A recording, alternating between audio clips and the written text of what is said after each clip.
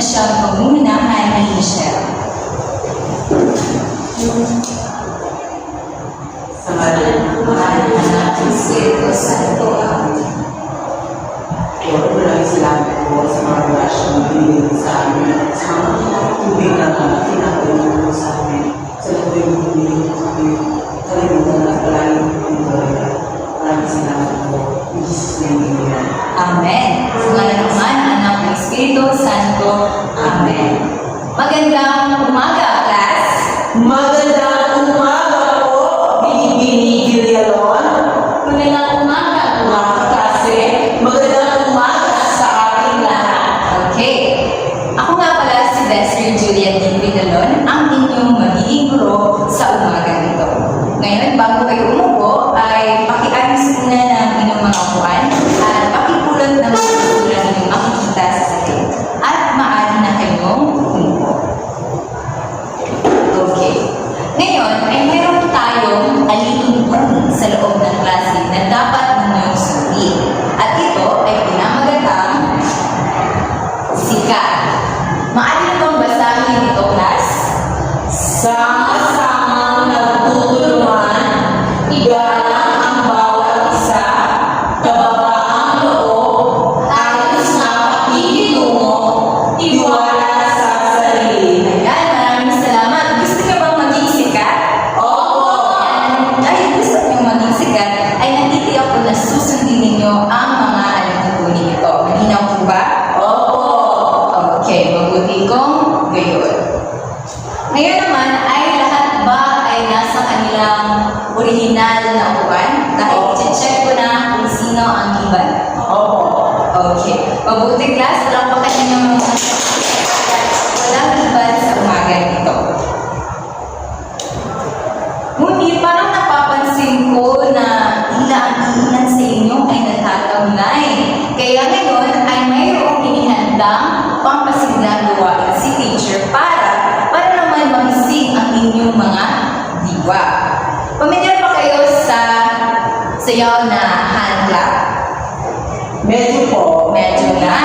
Okay, huwag mag-alala.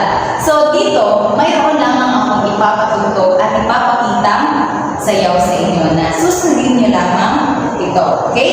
Opo. Okay. Handa na ba kayo? Opo! Okay. Ngayon ay inanyahan ko na tumayo ang lahat para sa sayaw nito. Igiling ang lahat para naman magising kayo.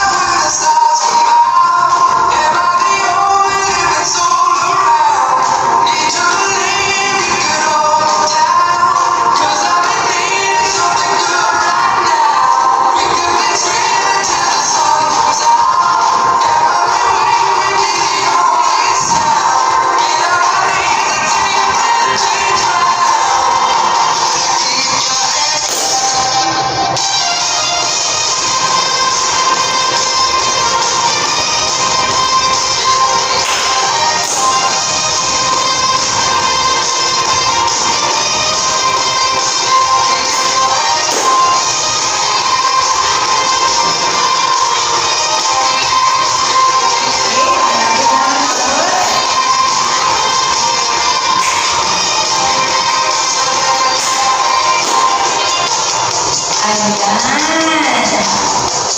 Ayan. Para tutuhayan ang lahat, no?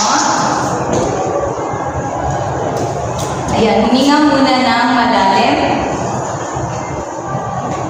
Ayan. Huminga muna ng malalim, class. Inhale. Exhale. Ayan. Nabuhay na ba yung mga diwa? Oo. Yan ang gusto ko. Okay. Ngayon naman, ay magbabalik-aral muna tayo. Ano nga ba yung tinalakay natin o nakaraang pagkikita? Okay, was dito. Sa tingin ko ay ang nobela ko. Tama, nobela. Ano naman kaya ang nobela? Tampus. Ang nobela po ito po ay ang nobela po ay ito po ay isang uri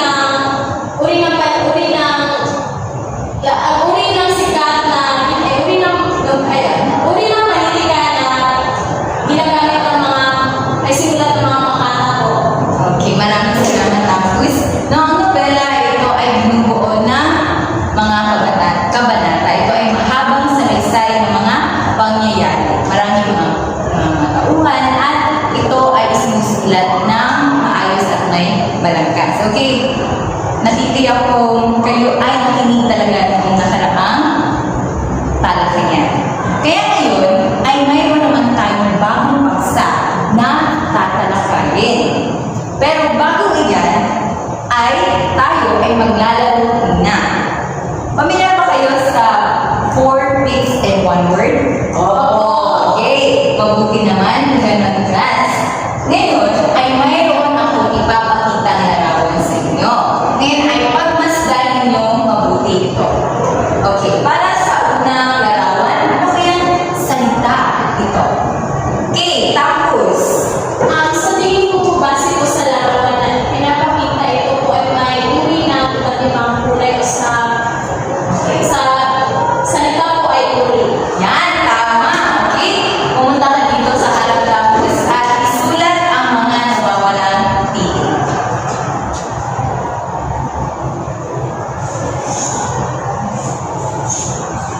Ayan, palapakan natin si Tampus. Ngayon naman para sa ikalawang larawan. Pagmasdan ng maigi. Okay, nagtaas na kamay sa isa dito.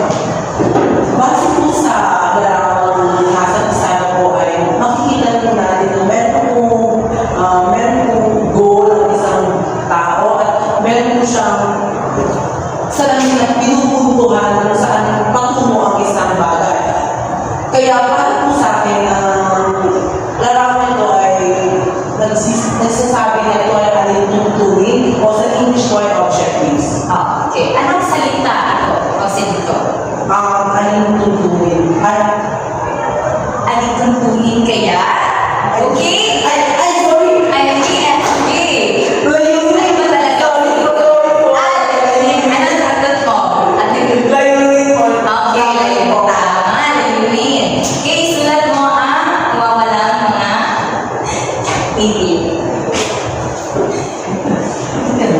Wala yan. Natural lang naman magkamali. Sorry. Pero, itama naman yung si dito. Ayan, palapakan natin si Jose dito. Ngayon, batay sa inyong ginawang 4 pigs and 1 word, ano kaya sa tingin niyo ang magiging talakayan natin sa umaga ito? Okay? May iba yung kamay pa ba? Okay. Ann. Para po sa akin, ang aking paksa ngayon ay uri at layunin po. Okay, tama. Ang ating tatalakayin ngayon ay ang uri at ang layunin ng nobela. Okay, so ito ang tatalakayin natin ngayon. Pero bago iyan, ay mayroong mga nawawalang mga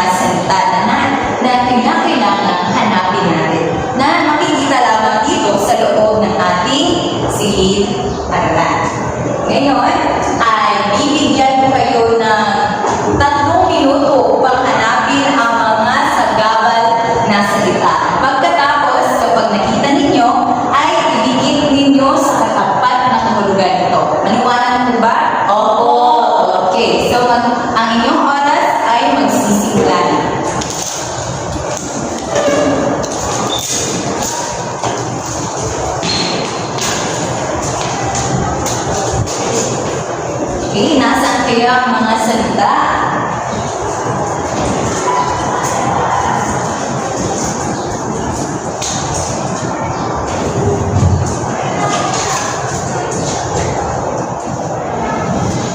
Okay, may kulang pa.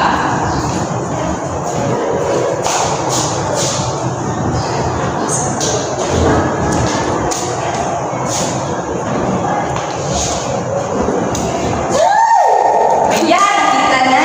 Okay. Sige na.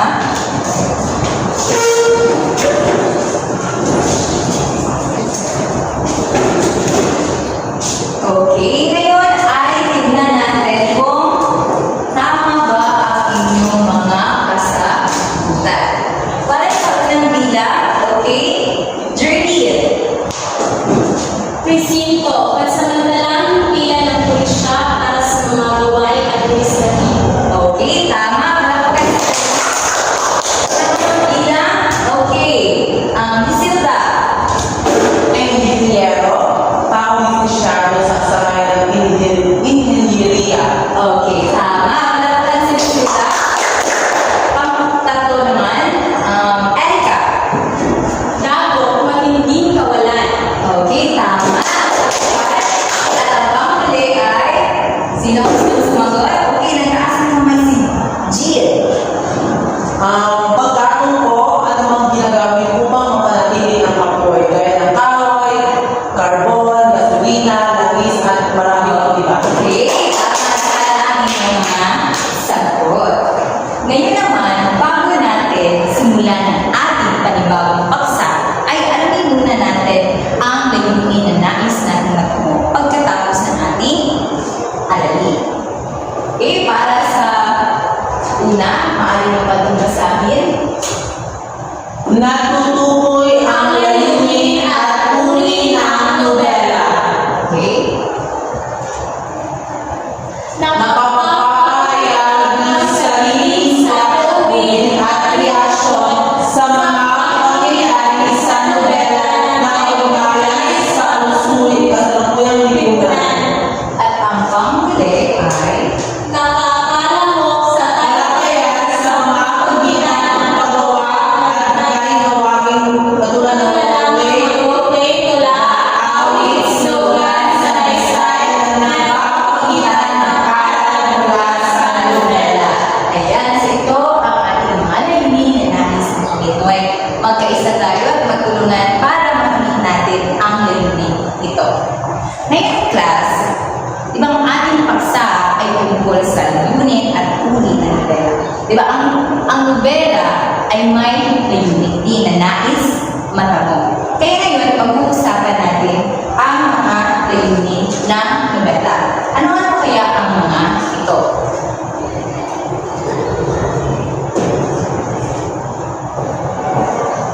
Okay? So, layunin ng nobela.